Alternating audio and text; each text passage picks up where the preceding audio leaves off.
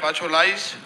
અને મેં ઘણા બધા પ્રયત્ન કરી લીધા છે એમાં ઘણી જગ્યાએ, અને બધા ભૂવા વરાળા ઘણું બધું, કોઈ જગ્યા બાકી નથી સૌરાષ્ટ્રમાં કે હું ત્યાં મારા દીકરાને લઈ ન ગયો હોઉં, પણ ક્યાંયથી મને રસ્તો નથી મળ્યો માં. અને ડૉક્ટરોએ બધાએ એમ કહે છે કે આ જે દર્દ છે એની કોઈ દવા નથી. હું આમ બોમ્બે સુધી વિદેશમાં પણ મેં રિપોર્ટ મોકલેલા છે, ઘણો બધો ખર્ચો કર્યો. આ 10 વર્ષથી આમાં હું હેરાન થાઉં છું. એને ડૉક્ટર એમ કહે છે કે આને જે બીમારી જીનેટિક કહેવાય અંગ્રેજીમાં, એને સ્નાયુ આપણે જે નાના મગજ હોય ને પાછળથી, એ સ્નાયુ સુકાય છે, કે સ્નાયુ એટલી બધી પાતળી હોય છે કે એનો કોઈ ઓપરેશન ન થઈ શકે. મેન મોટા મોટા સર્જનોની સલાહ આપણી લીધેલી, આયુર્વેદિક ઘણું બધું કરી લીધું આપણે, અને ઘણી જગ્યાએ આપણે દેવી સ્થાને પણ ગયેલા, પણ ક્યાંયથી કોઈ રસ્તો મળેલો નહીં માં. પછી મેં કીધું ભાઈ હવે મારે માતાજીના ચરણમાં જવું છે, એના સિવાય મારી પાસે બીજો કોઈ ઓપ્શન નથી. એટલે માં આપના ચરણે આવ્યો છું. અને બીજા પણ ઘણા બધા પ્રશ્ન છે, પણ આપ તો જાણો છો, મારે કંઈ બધું જાજુ કંઈ કહેવાની જરૂર નથી માં. હું બહુ દુઃખી છું માં, બહુ હેરાન થયો છું. ઘણું બધું કેવું છે માં, પણ બહુ સમય લાગે એમ છે. મારા દીકરાના આજ 9 વર્ષ ત્યાં લગ્ન થયા છે, પણ 9 વર્ષથી હું આટલો બધો હેરાન છું. મારા દીકરા 2 અપાહિત થઈ ગયા, અને આર્થિક રીતે હું ભાંગી ગયો છું. મારા ધંધા બધા બંધ થઈ ગયા, અને મારા મોટા દીકરાના વહુ પણ જતા રહ્યા છે આ બીમારીના હિસાબે, એ પણ આવતા નથી. અને ઘણા બધા પ્રોબ્લેમ છે માં, આપ જાણો છો. પણ આપ મારા જે કંઈ દુઃખ છે તે મને, અને તમે માં મને ઉગારો આમેથી, હું બહુ દુઃખી છું માં. અને આ જે કંઈ સોશિયલ મીડિયામાં આ વિડીયો કે જે કંઈ આવે એની હું બાંયધરી આપું છું કે મને કોઈ પણ જાતનો પ્રોબ્લેમ નથી. જે કાંઈ વિડીયો આવે મને હું રાજી ખુશીથી સ્વીકારું છું. અને તકલીફ છે એમની પણ દવા ચાલુ છે માં. પણ હવે મારી પાસે બીજો કોઈ રસ્તો નથી માં. હું આ 10 વર્ષથી હેરાન થાઉં છું માં. હવે તમે કંઈક રસ્તો બતાવો. અમૃત બાપાના મેલડી માતની જય, હર હર મહાદેવ. અને માં પરમ દિવસ એના પપ્પાએ દવાખાનાની 2 લાખ રૂપિયાની વાત કરી કે 2 લાખ દેવો જોશે હરિદ્વારમાં, કે ડૉક્ટર બહુ સારા છે કે. મેં કીધું મારે ડૉક્ટર આગળ લઈને જ જવા. 2 લાખ રૂપિયા માએ બતાવ્યો. હું રસોડામાં જઈને રોઈ માં કે મારી પાસે પૈસો નથી, આપણે દવાખાને નથી લઈ જવા. તો કે નો તો છોકરા કેમ હાજા તમે? મારી માં મેલડી બેઠી છે, મેં આશીર્વાદ માંગ્યો છે મારા દીકરાને હાજા કરે, અને આપણા ઘરમાં પૈસા નથી તો 2 લાખ હું ક્યાંથી આપું? બહુ દુઃખી છે માં, બહુ દુઃખી છે. મારા દીકરા 2 હાવ ભાંગી પડ્યા માં. મારા દીકરા 2 અપારંગ થઈ ગયા, મગજના ઓલા થઈ ગયા માં. શું કરું માં?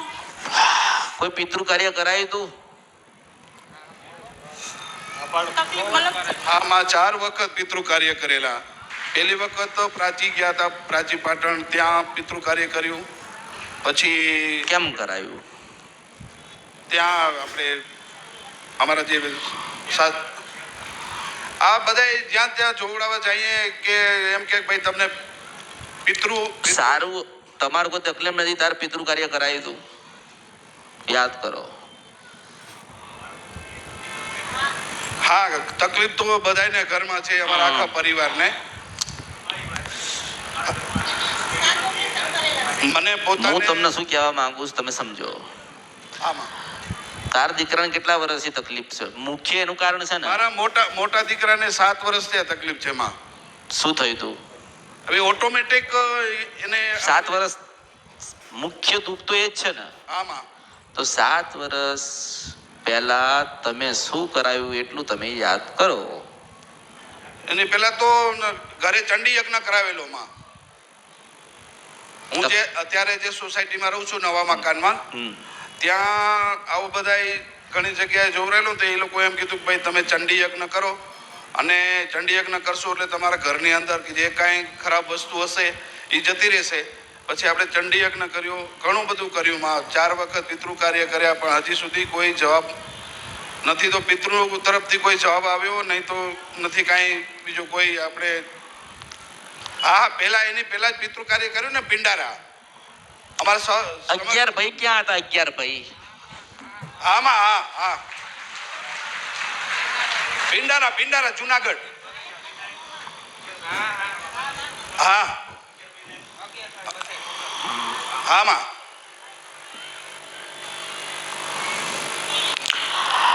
તમે જે પિતૃ કાર્ય કરાયું ને, આમાં પિતૃ કાર્ય કોને શું કહેવાય મને તમે સમજાવો હેડો. તમે ને હું સમજો છો એમ?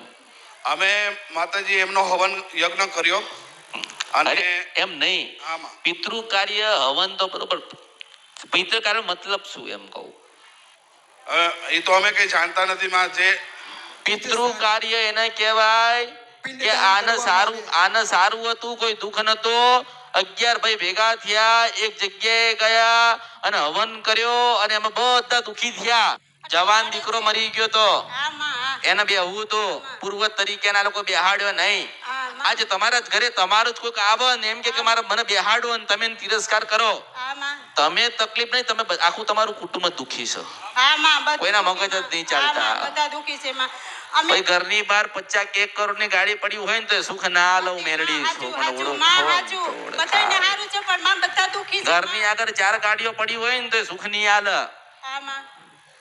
કઈ આ ખબર પડી? જ્યાં જોર આવી માં એમ કે તમે આમ કરો તેમ કરો, હવન કરી, જોર આવી, બધું કરી લીધું. ઓલું નારિયેળ રાખો તો મેં આમને શું બતાવ્યું? કઈ ખબર ના પડી આમને? અને માં બેસવાનું તો ઈ કઈ બોલ્યા નહોતા, એને ખાલી પાણી માંગ્યું હતું. ક્યારે? તારે કેવું હતું ઘરમાં? પિતૃ તમારા ઘરમાં આવું હતું? ના માં, કાંઈ નહોતું આવું. એકદમ સારું અને બધા સુખ શાંતિથી જીવતા હતા. તમને એવું લાગ્યું કે આ પછી તમને એવું લાગ્યું કે આ 40-45 વર્ષનો માણસ હતો અને મગજથી ગાંડો હતો અને એનું મગજ કામ નતું કરતું, અને પછી એ મરી ગયો એટલે આપણે એને શું એને નાખી દેવાનો? જી માં. પણ હવે એને ખાલી પાણી માંગ્યું હતું, એટલે અમારા સમસ્ત પરિવારે બધે એમને પાણી પીવડાવી દીધું.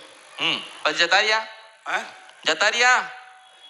હવે ત્યારે તો અમારે મારા ભાઈ, નાના ભાઈ હતા, એને આવ્યા હતા એટલે પછી બધાએ સ્વીકાર્યું અને પ્રમાણ માંગ્યું હતું. એટલે એને પ્રમાણ આપ્યું કે હું આ બોલું છું. પણ પછી એને જે કીધું એ પ્રમાણે અમે વિધિ કરી હતી માં. હવે માં મારે તો બીજું તો કાંઈ ઓલું નથી માં. મારા 2 દીકરાને જે તકલીફ છે ને એને માં સાજા કરો, અને જે કઈ અમારાથી ભૂલ થયો. મારે શું કેવું કે આના મેં એને માતા બતાવી કે આના જે ભૂલ થઈ ગોતી. હવે માનો કે મેં ભૂલ ગોતી, સ્વાભાવિક સમજો. અત્યારે હેડો હું નહીં બતાવતી ને એમ કહું કે મારા આશીર્વાદ છે, જાઓ આવતા જતા રહેજો. તો 1 વખત આવે, 2 વખત આવે, 3, ચલો 2 મહિના આવશે, પછી તો બંધ જ થઈ જવાના ને. પછી તો બીજે જશે ને. પછી શ્રદ્ધા વિશ્વાસ બધી ઓછો થતો જાય ને. પછી માતાજીનું કોઈનું પૂછે નહીં, કશું ના કરે કે ભાઈ આજે આમ નામ દુઃખી થતા જાય, દુઃખી થાય. મેં એમને માર્ગ ગોતી આલ્યો.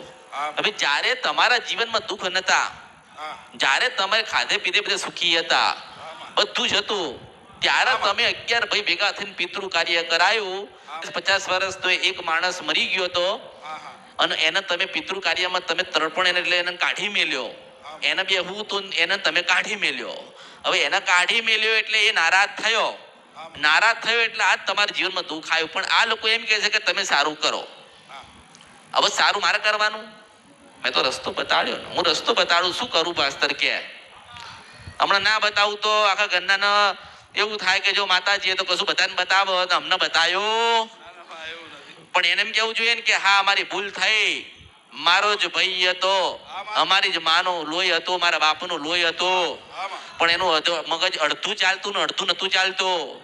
એને ડાબા હાથમાં તકલીફ હતી ને મગજ એનું કામ નતું કરતું, અને ડોક એની વડીલી રહેતી હતી, હું મેરડી છું. આજે એ અમને દુઃખ કરે છે. આજે એની બાજુમાં ઉભો રોવે છે, ઘનશ્યામ રોવે છે, મને ઓળખો ને તો જોડ ખાય. અને મને કે તમે દુઃખ મટાડો, મને એમ કે મન કે દુઃખ મટાડો. એવું નક્કી કરે કે ભાઈ તું રાજી થા, અમે પાપી છીએ. એ ભોળો માણસ હતો, એ તો ભોળો હતો. એ કોઈ દાડો તમને કહેતો હતો કે મને નવા કપડા લઈ આલ? ભોળો ભોળો કહેવાય ને. ભોળો હતો. ભગવાને એને બુદ્ધિ સદબુદ્ધિ ઓછી આપી પણ મનનો ભોળો હતો. આમાં પણ એનું જેટલું જીવવાનું લખ્યું હતું એટલું જીવ્યો અને પછી તમારી સાથે જ છે. એ ભગવાનના ઘેર ગયો નથી. ભગવાનના ઘેર નહીં ગયો, તમારી સાથે છે. તમે દિલથી અપનાવો કે મારા ભાઈ તું અમારી જોડે છો, મારા ભાઈ મારા દીકરા અમે તને હાચવીશું, તારે ક્યાંય ફરવાની જરૂર નથી. આજે તો રોતો હોય ને મારું કોઈ નથી, મને 5 વખત મને કાઢી મેલ્યો, મને 5 વખત તમે ધક્કો માર્યો. એ બિચારો રોતો હોય ને શું કરું માસ્તર, હું મજબૂર છું. અમુક વસ્તુ હું મજબૂર થાઉં છું, હું કરું છું. મને કે શું કહું એને, તો હું તો કહું છું કે સુખી થવું હોય, સારું કરવું હોય, આ કરોડોની જમીન અને જાયદાદ અને પેલો 3 માળનો બંગલો તારા કામમાં નહીં આવે. દરબારના દીકરા મેલડીને સાંભળીને જા, મન સાંભળીને જા, નહીં કામમાં આવે. પણ તારા ભાઈને યાદ કરજે, 2 અગરબત્તી કરજે, પાણીયારે દીવો આલજે અને બધા નમજો ને એટલું કેજો કે આ તન દીવો આલ્યો ને તું રાજી રહેજે. તું અમારા અમે તારા છીએ. અરે ભલે તારા તું ખાલવું તો તું ખાલ્યું, પણ હવે શું ખાલજે ને તારા જીવનમાં તારા પરિવારમાં તારા દીકરામાં પરિવર્તન આવવા મંડન તો માનજે કે કળિયુગમાં રાજા એક ફક્ત મેરડી બોલતી હતી. એક આ મેરડી હતી એ તું પકડીને દુઃખ લોકોના ગાય છે. એક મેરડી હતી કે આવું કહેતી હતી કે 11 આટલા વર્ષ પહેલા પિતૃ કાર્ય કરાવ્યું એટલે બેટા દુખી છો. હું એટલે હું કહું છું સાંભળ, તને તારે તો નતું જ આવું અહીંયા, તારે તો અહીંયા આવું નતું જ આવું. તારી શ્રદ્ધા બીજે હતી, તારી આસ્થા બીજે હતી. તારે એવું હતું કે હું આ કરાઈશ મારા દીકરાને સારું થઈ જશે, પેલી બાજુ જઈને કરાઈશ એટલે મારા દીકરાને સારું થઈ જશે, આવું કરાઈશ મારા દીકરાને સારું થશે. પણ તારા દીકરામાં પરિવર્તન ના આવ્યો એટલે તને ખબર પડી કે આ મેલડી પાસે જવું પડશે, આ માતાને મારે પૂછવું પડશે. આ માતાજીને મેં જોયા છે કે આને કંઈક ના જીવન પરિવર્તન કરી આલ્યા તો મારા દીકરાને કરશે એવી આશા લઈને આવ્યો. નકર તારન મારે શું હોય મન કે તારન મારે શું હોય. પણ આજે તારું આખું પરિવાર એક આશા લઈને બેઠી છે કે બધાને બતાવો, માતાજી તો આજે આપણને બતાવશે. તમે મારા માટે ચૂંદડી લાવો, શ્રીફળ લાવો, અગરબત્તી લાવો, પેંડા લાવો, એ તમારો ભાવ છે. મેં માગ્યો અને એવું ના વિચારશો કે માતાજીને આટલી વસ્તુ અર્પણ કરીશું ને આપણને બતાવશે. ના, હું ભાવ જોઉં છું કે ભાઈ ભાવ છે ને એટલે બતાવવું પડે, મારી ફરજ છે એટલે બતાવું છું. કોણ દીવા આલે, કોણ એને મનાવે, કોણ? આજે તમારા ઘરમાં નાના બાળકો છે ને જીદ કરે છે ને, મને લઈ આલો, મને લઈ આલો, મને લઈ આલો. લઈ આલો છો, લઈ આલો છો ને, લઈ આપો છો. જીદ કરે તો લઈ આલો છો. એવી રીતે જીદ કરો કે તું હારું કર, તું હારું કર, તું હારું કરે. તારા દીકરાને હારું કરશે, કરશે, કરશે, કરશે. મારા દીકરાને હારું થઈ જાય. અરે તારા દીકરાને સારું થશે અને થોડી રાહ જોજે, પ્રતીક્ષા કરજે, ગયેલી પાછી લાવશે. હું મેલડી બોલું છું, સિદ્ધ વંશપર નદી કંદરપ્યા મેલડી કળિયુગની અંદર. એને કદાચ ફેરવી હશે ને જતી રહી હશે, ના પાડતી હશે કે નહીં જવું, નહીં કરવો. હવે એના ઘરના ઉમરો અંડોડીશ નહીં. હવે એનો સંસાર માણીશ, એના જીવનમાં જઈશ, એ પાછી આવશે. મને યાદ રાખજે, કળિયુગમાં હું સિદ્ધ વંશપર નદી કંદરપ્યા મેલડી બોલું છું.